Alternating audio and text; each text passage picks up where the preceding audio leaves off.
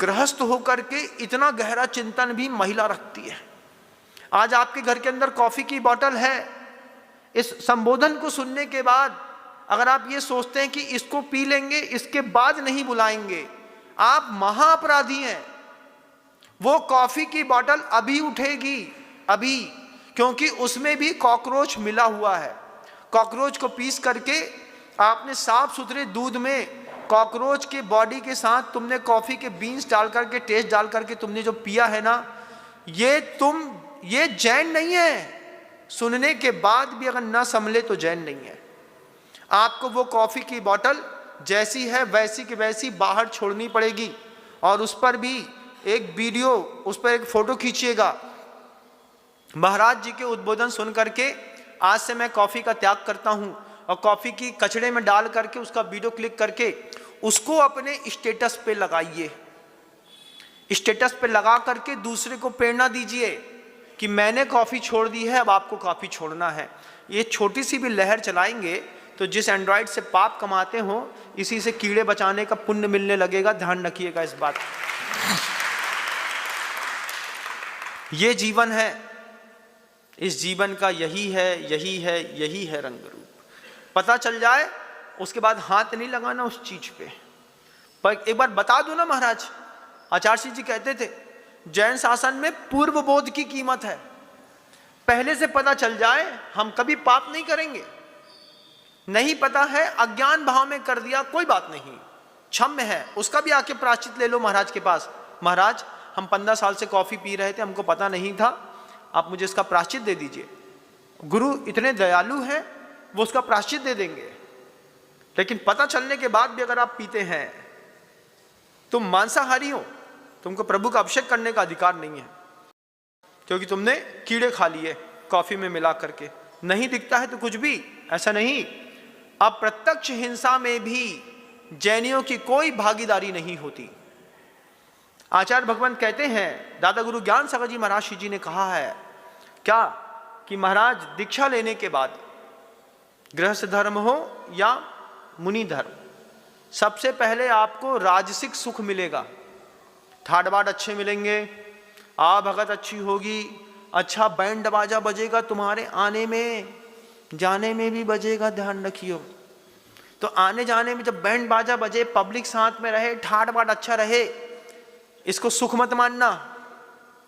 ये मुनि बनने के बाद इसके लिए नहीं आए। आचार्य दादा गुरु ज्ञान सागर जी महाराज जी के ये शब्द आज भी अंकित हैं। गुरु के कानों में भी थे, मेरे कान में भी थे। आचार्य जी ने एक बार बोला और मैंने सुन ली। मैंने क्या बोलते थे दादा गुरु, देखा तो है नहीं, कम से कम बात तो सुन लो उनकी। तब वो कहते हैं पहला होता है राजसिक सुख, दूसरा होता है तामसिक सुख। तामसिक सुख क्या है? तामसिक सुख है महाराज, अच्छा रसीला भोजन मिले, बेहतरीन जलवेदार पनीर की सब्जी, लच्छा पराठा, लूसा कड़ी पापड़, नमकीन जीरा मन डाल करके पुंगा पुड़ी बना करके, महाराज इसमें नींबू का गुड़ वाला बेहतरीन अचार है, हींगड़ा से बघारा हुआ, खा के देखो, मुंह में रखोगे करेगा। और अगर ऐसा मिल जाए और मिलने के बाद तुम्हारा मन सिर्फ खाने में, अपने शरीर को संभालने में, अपनी पिछी और कमंडल संभालने में लगा रहे। हमारे कमंडल में पॉलिश उखड़नी नहीं चाहिए, ऐसा चमचमाना चाहिए जैसे मर्सिडीज। आचार्य सी कहते हैं तुम लोग सब तामसिक सुख वाली जिंदगी जी रहे। जो साधु अपनी पिछी के चक्कर में फंसा है, सुबह हमारी पिछी गंदी हो गई, हमारी पिछी ऐसी हो गई, हमारी पिछी ऐसी हो गई। भैया बा पिछी है, बा जैसी है बा वैसी रहे, जो धोबे तो मैली। अब हमारे कमंडल में दाग लग गया। अब संत हैं, बेसन का एक दाग भी अगर कमंडल में दिख गया तो वे मलमल के कपड़ा से कमंडल पुछवा रहे। क्या है? मर्सिडीज जैसा चमकना चाहिए। आप तामसिक सुख के भोगी हैं। साधु इन चीजों से ऊपर उठा हुआ होता है। उसके हाथ में जंगल जाने का एक पात्र था, उसको दे दिया। अब तुम उसको अपनी दुल्हन के जैसा समझने लगे हैं। इसका ऐसा होना चाहिए, रात में ये ऐसा चमचम चमचम करे कि लगे कि सितारे जमीन पे आ गए। ये तामसिक सुख साधु जीवन में मिल जाएगा, स्वीकार मत करना।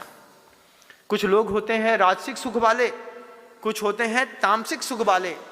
खाना अच्छा मिलेगा, सोने को अच्छा मिलेगा, लग्जीरियस बंगला मिलेगा, वे संत निवास में नहीं रुकेंगे। संत निवास उनके स्टैंडर्ड के हिसाब से बेइज्जती है। कहाँ रुकेंगे वो? अरे वो सेठ का बंगला था, सेठ के बंगले में महाराज विराजमान है। तामसिक सुख भोगी साधु संत निवास में रुकना पसंद नहीं करता। हमारा बनता नहीं वहां पे। क्यों? साधु संतों के लिए बनाया था, खिड़की है, दरवाजे हैं, दरवाजा है, जाली लगी हुई है, उसमें किसी बात की कमी नहीं है, मंदिर परिसर में है, रुक जाओ। आहा, कहाँ रुकेंगे? वो बंगला है ना शहर के बाहर, उसी बंगले में रुकेंगे, जिस बंगले में आते ही साथ लगे कि महल में घुस, हाँ ये लगा मेरे स्टैंडर्ड का। तो साधु बनने के बाद सुख मिलता है, राजसिक सुख मिलता है, तामसिक सुख मिलता है। साथ का बावर्ची को बता दिया जाता है, बहुत दिन से तेरा बटाटा बड़ा नहीं खाया, उसको थोड़ा बना देना रे, थोड़ा सा, क्या कच्चे केला वाला बेहतरीन। हाँ मालिक बना देंगे। तुम साधु नहीं, तुम साधु नहीं। साधु वो जो चौंके में मुंह से बोले ना कि हमको ये खाना है, तुमको मिल जाए तुम्हारे पुण्य के उदय से तो सौभाग्य है, और ना मिले तो जो मिले उसमें काम चला लो। ये साधु परमेष्ठी की परिभाषा। लेकिन तामसिक सुख में डूब गए, दीक्षा फलीभूत नहीं होती।